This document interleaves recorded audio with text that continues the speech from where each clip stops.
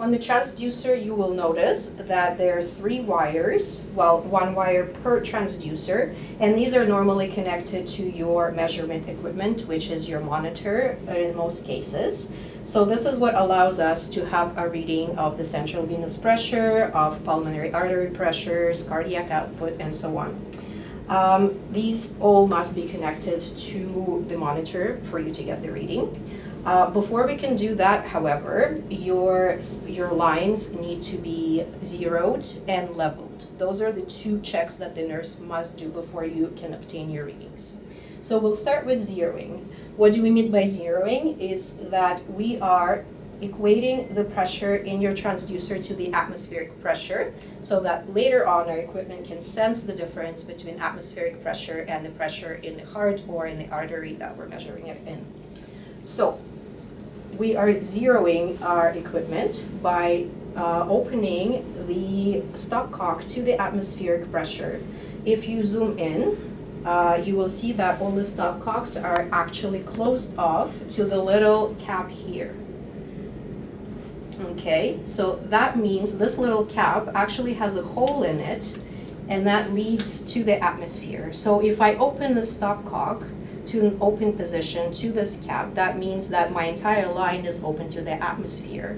And if I go and push 0 on my monitor, my line will be 0 to the atmospheric pressure. Okay, so I would simply do this, and I would go to the monitor and press 0. Once the monitor tells me my equipment is zeroed, I can close this. Okay, so next we need to level our equipment. Why do we need to level it? Because minute differences in the height of your transducer can translate into very big differences in your measurements. So what we aim to do is to approximate our transducer, and by the transducer at this point, I mean this little black dot. We need to get this little black dot at the same level as the right atrium because this is where we're measuring our pressures.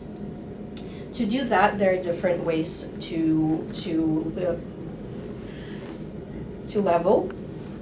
So hospitals usually provide different leveling equipment for you to use. For example, it could be a ruler, a level, or a light to be able to see at what level your transducer is now. If, for example, I were to use a ruler, I will see that my little black dot on the transducer is way above the patient's heart. So what I would have to do is to bring my patient up or move my transducers down. In general, we tend to bring the bed to a certain height rather than moving our setup of the equipment, but it is also possible to do that. So, how do I find the right atrium on my patient? Normally, by convention, what we do is we find the angle of Louis on the patient, and we measure 5 centimeters down from the angle of Louis, which gives us the approximate position of the right atrium. That's where we're going to be at when we level our equipment. So what I could do to do that, I could take a ruler and I could bring up the bed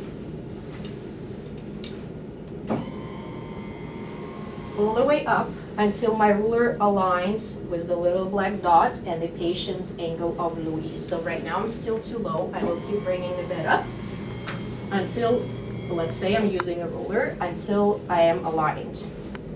Okay, so now I need to calculate the 5 centimeters down. So either on my ruler or by using a second ruler, I can measure 5 centimeters down from where I am at, and I will go up by 5 more centimeters. In clinical settings, you will usually have a laser or a special ruler that will allow you to do that. Okay, so my goal is to repeat to have my transducer at the level of the right atrium, which is 5 centimeters below the angle of Louis.